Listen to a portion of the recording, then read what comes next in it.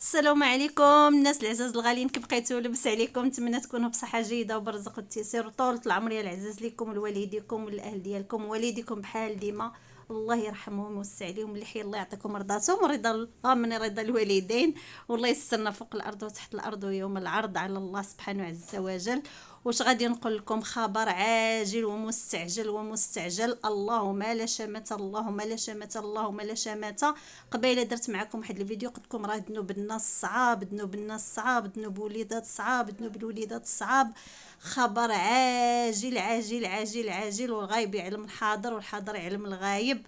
ان مسكينه الصديقه ديالي، ما عرفتش شكون اللي رزاها في الطوموبيل، تهنست الكونطاك في الطوموبيل وسرقوا لها الطوموبيل، والروينه واقعه في الدرب والبوليس.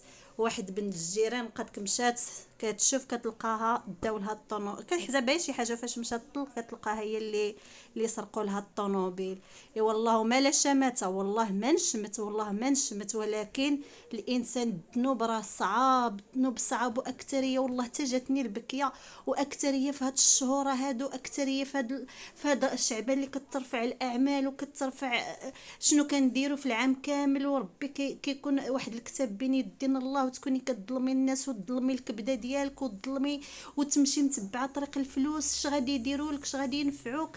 يعني شوفي العاقبه. هذا غير واحد النقص صغير ضرب، مازال غادي تشوفي. وقلتها لك، ولكن والله ما نبغي لك شي حاجه. غير قبيله كنهضر انا وبنتي، قلت لها شتي بنيتيك هكا، والله ما نبغي لها شي حاجه، لان قلت العقل هكا كدير.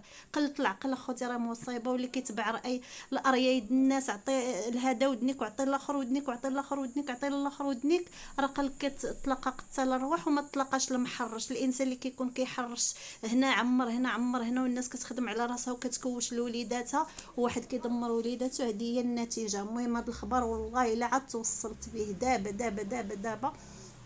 عيطت لي السيده قالت لي انت شنو وقع شنو وقع؟ وحسبنا الله ونعم الوكيل. ولكن والله ما نبغي لها اللي زعما هذا ناقص ضرب لها على الله عاوتاني يزعزعها وتغير الاحسن. كنتمنى لها والله الا كنتمنى لها هذه تكون قرصت الودن وتغير الاحسن، لان الباطل والكذوب والحلف على الله ان مره ما هي جوج ما هي ثلاثه ما هي اربعه، كتحلف بالله على الكذب. قالك نعطوا الله على الكاذبين ولو يكونوا غير كيتمازحوا. وهاد السيده كتمازح، والحلف بالله راه ما مزيانش. وقلت لكم بالاخص في هذا الشهر اللي الاعمال ديالنا كترفع عند الله سبحانه عز وجل، كنتمنى نكونوا صايمين ونكونوا يعني الاخطاء ديالنا تمحى. وبزاف د الحوايج كنطلبوا الله يرفع امالنا واعمالكم بالخير وبالحسنات. اما بالك بالسيئات، وكتاجروا بوليداتكم وكتاجروا بفليد الكبد ديالكم وتدخلوا في الاموال حتى لامتى؟ الاموال غادي تقدكم وغادي تبقى لكم وغادي يعني هنا الانسان هذا راه ناقص وضرب.